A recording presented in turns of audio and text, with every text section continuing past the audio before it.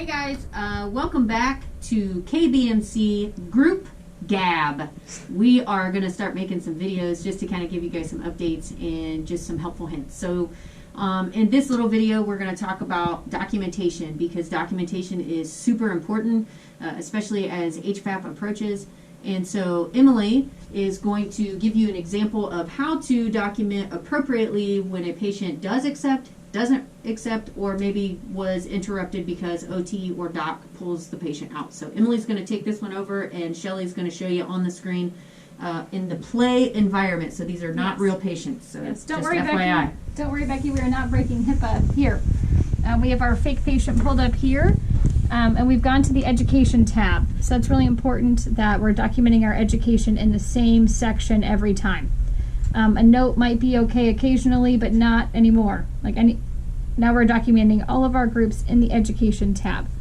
So when you're documenting the education, if something makes more sense over here on the side, you can choose community resources, if it's a group about that, if it's about healthy living styles or skills, if it's medication related, you can select any of those options, but there is a catch-all option of education or patient specific. Either one is okay. We would click on our education here, and down at the bottom we would document. Should they tie it to another one as well so we start moving through the other topics if they can? If that makes sense? Yeah, if it makes sense, we can definitely change the topic. But in here we would select our learner. We would say whether they came to the group. I don't know if I've ever used the eager to come to group. I don't know. Acceptance would be if they came to the group. Non-acceptance would be if they were with another provider at the time.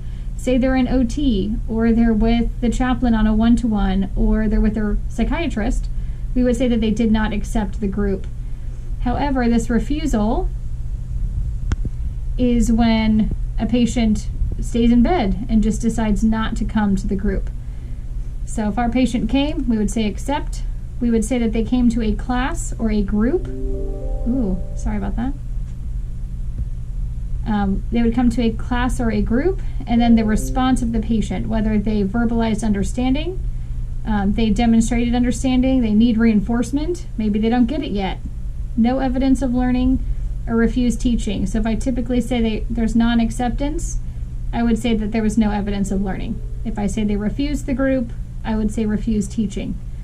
Down here at the bottom where we enter a comment, if I led a group on anxiety 101, you would type the name of the group down at the bottom there and change your time to the time of the group. So say I'm documenting this a little bit late.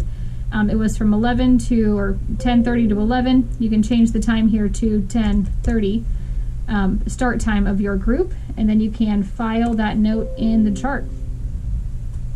You can see previous education. If you click on the education tab again, it shows you that you documented on your group. If you have MAD skills, you can document on every single patient in your unit within 3 to 4 minutes. So it doesn't take a whole lot of time. So we just need to make sure that this is happening for our HFAP audit.